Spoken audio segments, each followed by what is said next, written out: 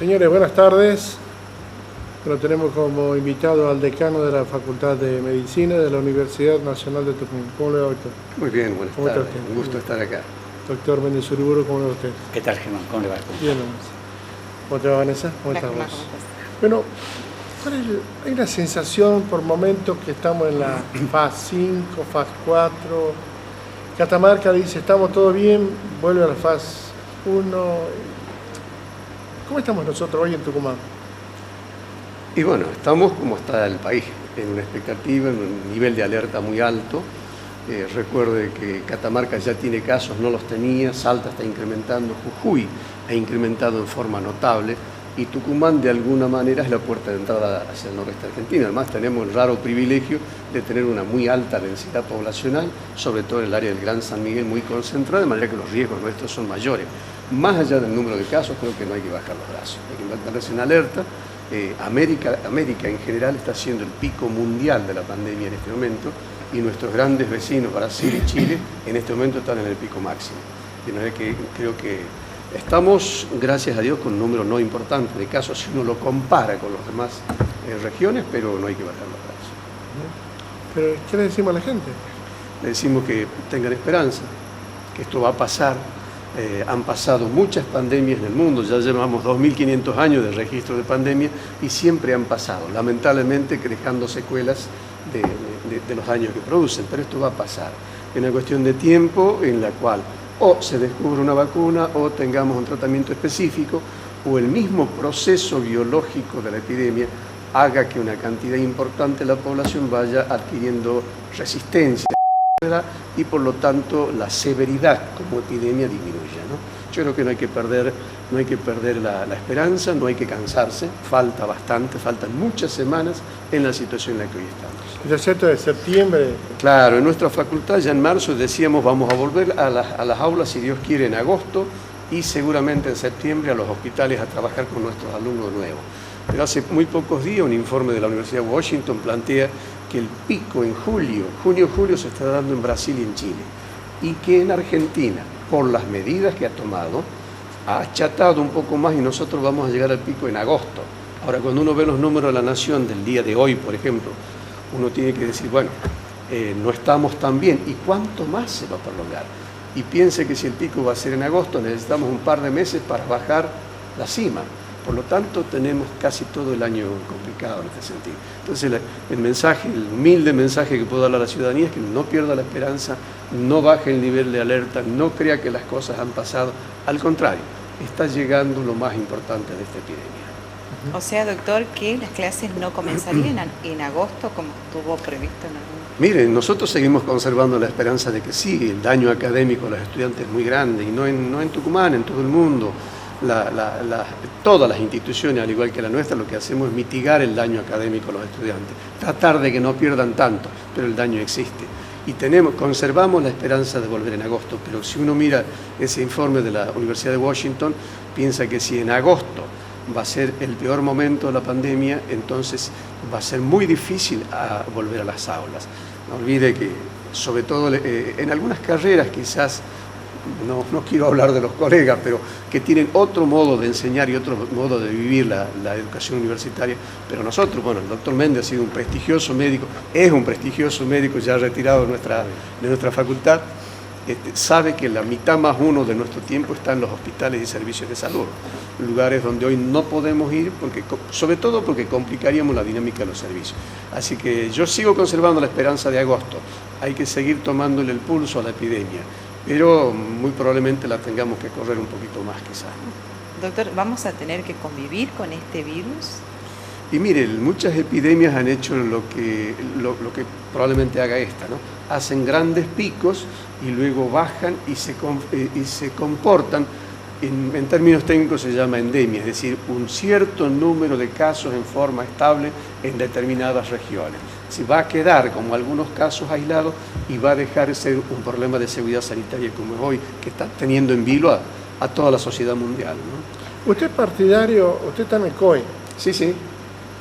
¿Que se autorice, por ejemplo, al fútbol 5 o algún tipo de actividades? Mire, a mí me hace una pregunta. Por lo que está hablando, da la impresión que no es partidario de eso. Mira, recién con el doctor Martín hablábamos un hecho de que cuando usted tiene el pico de una epidemia, el comienzo de una epidemia que veíamos a los primeros días de marzo, lo primero que hay que hacer es proteger la vida, no hay duda. Pero cuando esto es como un tratamiento médico, salvar la vida.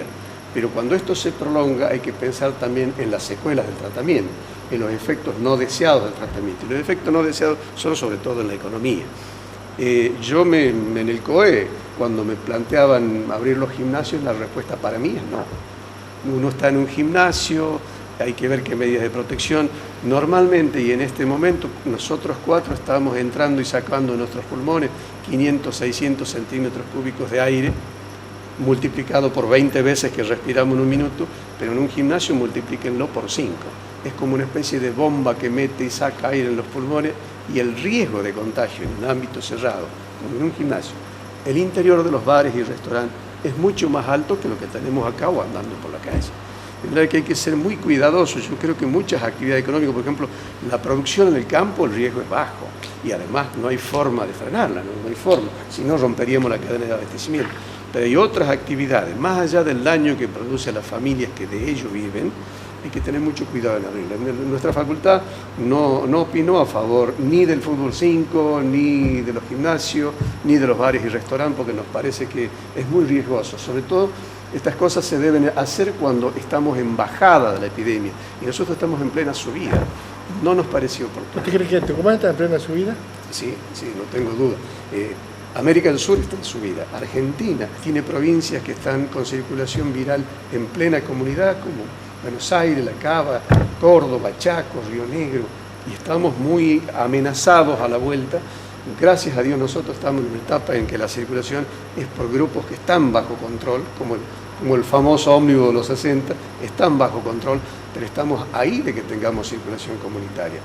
No es prudente seguir abriendo tantas actividades de ese tipo, ¿no? ¿Cuál es el límite? Es muy difícil saberlo. ¿Cuál es el ahí? Nosotros estamos ahí. ¿Qué es ahí? Mire, los primeros casos fueron importados. Es decir, llegaba una persona, no, llegó de Europa, de Miami, lamentablemente venía enfermito, había que abordarlo y tratarlo como lo mejor que se puede. La segunda etapa es cuando la persona que viene de afuera contagia a sus contactos más estrechos. Pero el sistema de salud, como ya tiene identificado al caso clínico y sus contactos estrechos, la transmisión se da solo en esos contactos. Por lo tanto, la situación está razonablemente controlada. Ahora, cuando usted tiene un solo caso, que no sepa dónde se ha contagiado, ahí estamos en problema.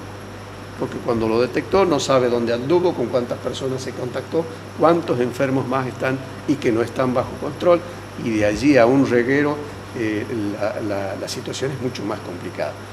Ya hay en varias provincias de nuestro país que están en esta situación, y el riesgo de que Tucumán lo esté es cierto y es alto. O sea que en cualquier momento puede estar la circulación comunitaria. Sí, puede estar. Mire, nosotros en el COE hemos repetido muchas veces de que Tucumán iba a tener un brote. Nosotros sospechábamos que iba a ser en una cárcel o en un geriátrico, que nos parecían los puntos más frágiles, porque hay gentes ahí confinadas, con un contacto muy estrecho, además son poblaciones vulnerables por la edad, por enfermedades, etc. Se ha dado en un confinamiento en un colectivo. Una persona enferma, sin saberlo seguramente, subió un ómnibus, vino a Tucumán, y yo creo que la estrategia de contención del COE ahí sí ha funcionado, porque imagínense por un momento que ese ómnibus con 60 pasajeros venía y dejaba en la terminal, a los 60 cada uno se vaya a su casa. Los 25, 26 casos que están confinados en Orcomoyo y en la rural hubieran sido 25 o 26 barrios probablemente, porque habrían contagiado a sus familias y sus vecinos. Entonces esta estrategia de contención del COE ha funcionado. Esos casos son casos de confinamiento. Y la segunda etapa es el personal de salud. Ya hemos tenido lamentablemente colegas, contagiados, Dios quiera que las cosas les vayan bien, es cuestión de días, son personas sanas y bien cuidadas, así probablemente superen esto sin mayor dificultad. Esa es la segunda etapa. ¿Y después qué? La próxima etapa es la circulación comunitaria. Esperamos que no se dé, no hay que bajar el nivel de alerta. Yo abogaría, a mí me parece, porque usted antes de que empecemos este diálogo me sugería el tema del control de frontera. Yo creo que es infinitamente más importante que ¿Qué opina usted de la cierre? Mire, yo creo que el cierre de frontera, de hecho ya estamos bastante cerrados. De hecho Tucumán es un problema porque es la llave de acceso al norte. Tiene una entrada y una salida, una gran cantidad de transporte de carga, lo cual es muy difícil controlarlo. Pero bueno, yo creo que la decisión de la legislatura no está mal, viene a convalidar un trabajo que ya el Ejecutivo viene haciendo, a legitimarlo, y no creo que cambien demasiado las cosas. Me parece mucho más importante, que los ciudadanos respetemos un poco más las normas de convivencia. Usted va a la calle y va a ver gran cantidad de transeúntes que andan sin tapabocas, muchos negocios, y los hay en mi propio barrio y en la cuadra de mi propia casa, en la cual la persona que atiende el mostrador está sin tapabocas y vendiendo alimentos incluso.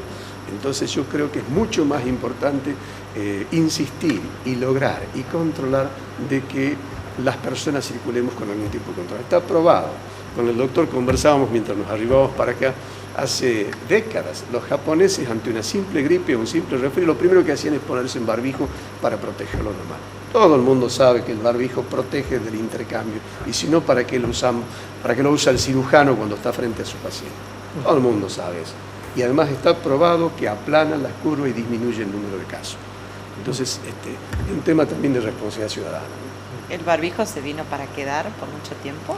Y mire, el doctor le decía que bueno sería que esa costumbre nos quede, que el año que viene, si Dios quiere, después de la pandemia, los que nos enfermemos de una gripe común tengamos la prudencia de usar el barbijo para no contagiar a nuestra familia o a nuestros compañeros de trabajo. Yo creo que es una buena práctica cuando uno no siente que su aparato respiratorio esté bien. Doctor Pazzi, una pregunta más sobre este tema. Después vamos con la Facultad de Medicina. El trabajo que está haciendo la doctora Chala, ¿cuál es su impresión? Bueno, no me corresponde a mí juzgarla, pero mire, yo veo mucho esfuerzo. Yo veo mucho esfuerzo. Veo mucho esfuerzo. Tenemos los que han podido, lamentablemente, a los que han debido ser atendidos en otros lugares del país, van a ver que nuestro sistema público de salud es un sistema que hay que respetar. De hecho, yo siempre recomiendo que entre una urgencia vayan al Padilla, vayan al hospital de niños, no tengo la menor duda que es de muy buena calidad. El sistema de salud público tiene recursos humanos bien calificados y bien entrenados. Y en los últimos tiempos, en los últimos años, la provincia ha hecho inversiones en equipamiento. Lo que sí percibo es cierta inquietud en los trabajadores de la salud, y esa inquietud hay que atenderla. Cuando los trabajadores de la salud, porque el sistema de salud, Germán, a diferencia de otros sectores de la producción, es la producción de servicios muy personales. La calidad de atención depende de la persona, no del equipo. Entonces, a la persona hay que tenerla contenida, motivada, comprometida con la causa. Entonces, cuando algún sector del sistema de salud, un sector gremial, por ejemplo, manifiesta inquietudes, yo creo que hay que atenderlos, hay que dialogar con ellos. Es el único punto que yo recomendaría que se atiende, que se dialoga, porque si yo en este momento estoy en una unidad de terapia intensiva, querría que todo alto riesgo estoy corriendo yo y mi familia, porque vuelvo a la noche a dormir en mi casa con mi mujer, con mi hijo. Entonces, sí me gustaría que los medios de protección personal en tiempo y forma estén bien manejados. Y en ese punto creo que los trabajadores tienen derecho a discutir con la autoridad de aplicación, en este caso con el Ministerio, cómo están las condiciones de trabajo, de seguridad del trabajo. ¿Y usted, doctor, cuál es su impresión? Yo coincido perfectamente. Primero lo felicito por la forma en la que lo ha expresado al tema el señor decano, y participo en que las decisiones uno no puede tener el resultado ahora. Recordaba una frase de mi padre, una palabra de mi padre que utilizaba en este tipo de situación, que es: las soluciones que uno aporta son opinables. Cuando las soluciones que se aportan son opinables, quiere decir que puede haber muchas personas que piensen distinto. Y A distinto a B, B distinto a A, C distinto a B y a A. Es decir, puede haber muchas opiniones. Entonces el ejemplo del COE que da el doctor es una cosa importante, porque permite que muchos especialistas den su opinión sobre este tema y traten de sacar la mejor resolución. Creo que puede estar faltando una pata, porque participo que esto no es solamente sanitario, sino que también tiene que ver la economía, también tiene que ver la justicia, también tiene que ver... Entonces, que existan COEs, no solamente de salud, sino también de economía, y que entre los COEs salgan referentes y que tengan entre ellos la capacidad de discutir y tratar de equilibrar todo este proceso que al final se va a juzgar por los resultados. Los resultados podrán ser buenos o podrán ser malos. Lo que nosotros tenemos que saber y tener la tranquilidad es que en este momento se están tomando decisiones. No hay un pánico en la dirigencia que la paralice a esta situación. Esto da la impresión de que al irse tomando decisiones se va yendo en un camino definido, que puede variar, que puede volver, pero que ese camino definido sea discutido entre pares y entre interpares pueda ser discutido también para lograr el equilibrio, porque tampoco le podemos pedir a barrios pobres, ¿no es cierto?, que tienen habitantes que viven con lo que consiguen día a día. El trabajador que tiene que salir. El trabajador que tiene el día a día, que tiene que salir. Entonces, ver de qué forma lo logramos al equilibrio. Utilizó muy bien el ejemplo de los japoneses. El japonés es un hombre que se preocupa por lo que le pueda pasar al otro. Tiene una capacidad solidaria muy importante. Bien. Y nosotros, tapándolo, manteniendo la distancia, ocupando los ómnibus en la cantidad que corresponda, no saturando la calle de personas, podemos tener un muy buen resultado epidemiológico. Hacemos una pausa. Vamos a una pausa y volvemos.